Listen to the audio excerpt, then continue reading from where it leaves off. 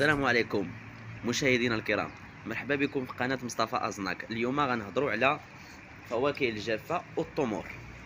هنا عندنا القرقاع ديال الشيلي، ها هو شي حاجة زوينة، كيتباع ب100 درهم للكيلو، شي حاجة زوينة.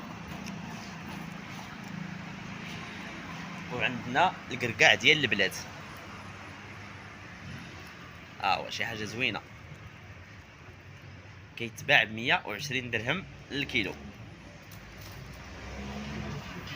وعندنا اللوز ديال الميريكان، ها هو قربوا لكم باش تشوفوه،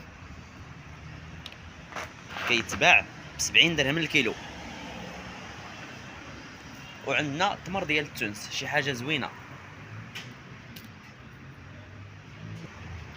ها هو ديال التونس، اليوم كيتباع في السوق ب 35 درهم، كان ب 30 درهم دابا ولا ب 35 درهم تزاد، كان ب 30 درهم دابا تزاد ولا ب 35 درهم. وكاين هذا ديال ستاندار، كان كيتباع ب 20 درهم دابا ولا ب 30 درهم تزاد، ولكن شي حاجه زوينه. وكاين ديال مصر، ها هو شي حاجه زوينه، 25 درهم،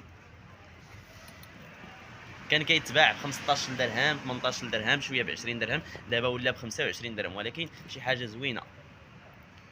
مرحبا بكم.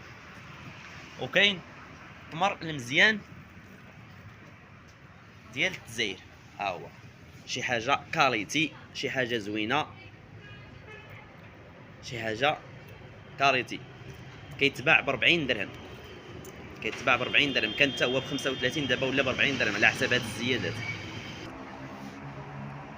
وكاين السكري، ها هو السكري هذا ديال الامارات، شي حاجه زوينه،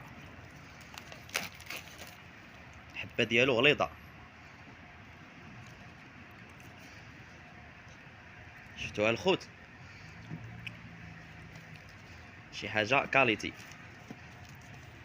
حتى هو كيتباع دابا ب 40 درهم، كاين اللي كيبيعوا دابا ب 45 درهم حيت زاد، كاين اللي كيبيعوا ب 45 درهم، ولكن حنا باقيين دايرين ليه 40 درهم. كان حتى هو كان كيتباع حتى هو ب 30 درهم، شويه ب 35 درهم، شويه ب 40، دابا كاين اللي كيبيعوا ب 45 درهم، حنا باقيين دايرين ثمن قديم 45 درهم. مرحبا بكم الخوت. ودابا ما تنساوش ديروا لنا واحد اللايك وتشتركوا في القناه وتفعيل زر الجرس باش يوصلكم كل جديد ديال مول الحانوت.